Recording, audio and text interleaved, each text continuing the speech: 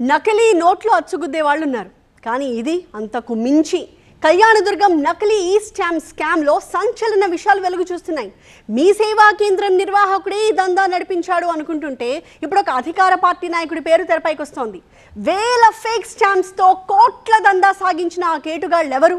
ఈ స్కామ్ ఆ ఏరియాకే పరిమితమా లేక స్టేట్ అంతా ఇలా ట్యాంపరింగ్ నడిచిందా? స్టాంప్స్ స్కామ్ లో కొత్త ట్విస్ట్. తెరపైకి కీలక నాయకుడి పేరు. Political revenge కోసమేనా? తవ్వే కొద్ది డాక్యుమెంట్లు బయటపడుతున్నాయి. కేసులో కొత్త పేర్లు తెరపైకి వస్తున్నాయి. ఏపీని కుదిపేస్తున్న కళ్యాణదుర్గం స్టాంప్స్ స్కామ్ పై విచారణ జరుగుతుండగా మరో కోణంలో మాజీ ఎమ్మెల్యే ఉన్నం హనుమంతరాయ్ చౌదరి కుమారుడు మారుతి చౌదరి పేరు బయటకు రావడం సంచలనం సృష్టిస్తోంది. ఈ స్టాంప్స్ కుంభకోణం నిందితులతో మారుతి చౌదరి ఫోన్లో మాట్లాడినట్లు పోలీసులు గుర్తించడంతో మ్యాటర్ మరో టర్న్ తీసుకుంది. ఎర్రప్ప అలియాస్ మీసేవా బాబు నకిలీ స్టాంప్స్ కేసులో కీలక నిందితుడు. అతనితో పాటు మరో నిందితుడు మోహన్ బాబుతో మాజీ ఎమ్మెల్యే కుమారుడు మారుతి చౌదరి ఫోన్లో మాట్లాడినట్లు నిందితులు విచారణలో ఒప్పుకున్నారు. ఎస్ఆర్సీ ఇన్ఫ్రా డెవలపర్స్ సంస్థని స్టాంప్స్ స్కామ్ లో ఇరికించేందుకు మారుతి చౌదరి కుట్ర చేశారని కళ్యాణదుర్గం ఎమ్మెల్యే అమిలినేని సురేంద్రబాబు అనుమానిస్తున్నారు.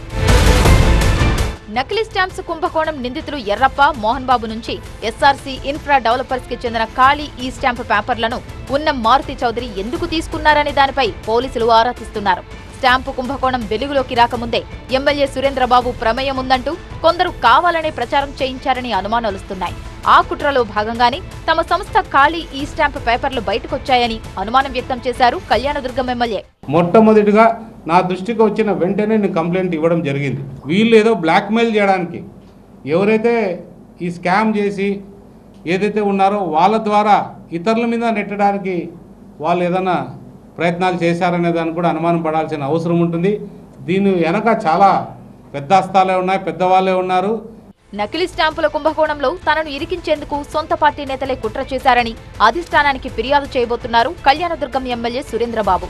ఓ పక్క స్టాంప్స్ స్కామే కలకలం సృష్టిస్తుంటే దీన్ని అడ్డు పెట్టుకుని కళ్యాణదుర్గంలో అధికార పార్టీ నేతల మధ్య జరిగిన తెరవెనుక కథ మరింత సంచలనం రేపుతోంది.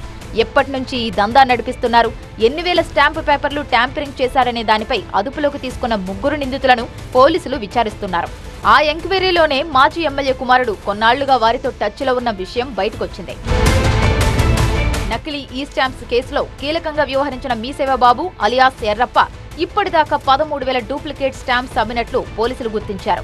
200 విలువ చేసే ఈ స్టాంప్స్ పేపర్స్ నుంచి ₹1,00,000 విలువ చేసే స్టాంపు పేపర్ల దాకా ట్యాంపరింగ్ జరిగినట్లు పోలీసుల విచారణలో తేలింది. నిందితుడు ఎర్రప్ప బ్యాంకు ఖాతాలో 2 కోట్ల బ్యాలెన్స్ ఉందనే వార్తలతో అతని భార్య భార్గవి బ్యాంకు ఖాతాలపైన పోలీసులు ఆరా తీస్తున్నారు. మీ సేవా కేంద్రంతో పాటు ఎర్రప్ప ఇంట్లో కీలక పత్రాలు, రబ్బర్ స్టాంపుల్ని స్వాధీనం చేసుకున్నారు. 5 ఏళ్లుగా మీసేవా బాబు నుంచి కొనుగోలు చేసిన ఈ స్టాంప్ పేపర్స్ నకిలీవని తేలడంతో బాధితులు నెత్తి నోరు బాదుకుంటున్నారు. మీ సేవా కేంద్రంలో ఫోటోషాప్ సాయంతో నకిలీ ఈ స్టాంపులు ముద్రించి కోట్ల రూపాయలు కొల్లగొట్టాడు కన్నింగ్ ఎర్రప్ప.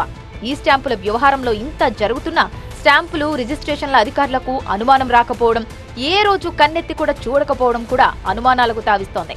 కళ్యాణదుర్గం కుంభకోణంతో రాష్ట్ర వ్యాప్తంగా ఈ స్టాంపుల జారీ ఎలా ఉందో చూడాలని అధికారులను ఆదేశించారు రెవెన్యూ శాఖ మంత్రి అనగాని సత్యప్రసాద్. ఎమ్మెల్యే అమిలినేని సురేంద్రబాబుకు చెందిన ఎస్ఆర్సీ ఇన్ఫ్రా సంస్థ అనుమానంతో ఈ స్టాంపులను పరిశీలించినప్పుడు ఈ మోసం వెలుగు చూసింది. ఆ సంస్థ కొనుగోలు చేసిన 436 స్టాంపుల్లో 19 నకిలీవని గుర్తించారు. వీటి విలువ 23 లక్షల రూపాయలుగా నిర్ధారించారు. దీంతో ఎస్ఆర్సీ సంస్థ ప్రతినిధులు ఈ నెల 22న పోలీసులకు ఫిర్యాదు చేశారు. దీంతో కళ్యాణదుర్గం పోలీసులు ఎర్రప్ప దంపతులతో పాటు మీ సేవలో పనిచేసే మోహన్ ని అదుపులోకి తీసుకొని ప్రశ్నిస్తున్నారు. ఎర్రప్ప 2020 నుంచి 13,000కు పైగా ఈ స్టాంపులు జారీ చేసినట్లు పోలీసులు గుర్తించారు. ఎర్రప్ప నకిలీ ఈ స్టాంపుల వ్యవహారాన్ని తొలుత స్టాక్ హోల్డింగ్ కార్పొరేషన్ అధికారులు గుర్తించారని చెబుతున్నారు. ఎర్రప్ప జారీ చేసిన ఈ స్టాంపులు ప్రభుత్వానికి జమైన నగదులో తేడా ఉండటంతో అలర్ట్ అయ్యారు. భారీ ఎత్తున జరిగిన స్కామ్ కావడంతో ఇంకా ఎవరెవరి పాత్ర ఉందనే దానిపై పోలీసులు లోతుగా విచారిస్తున్నారు.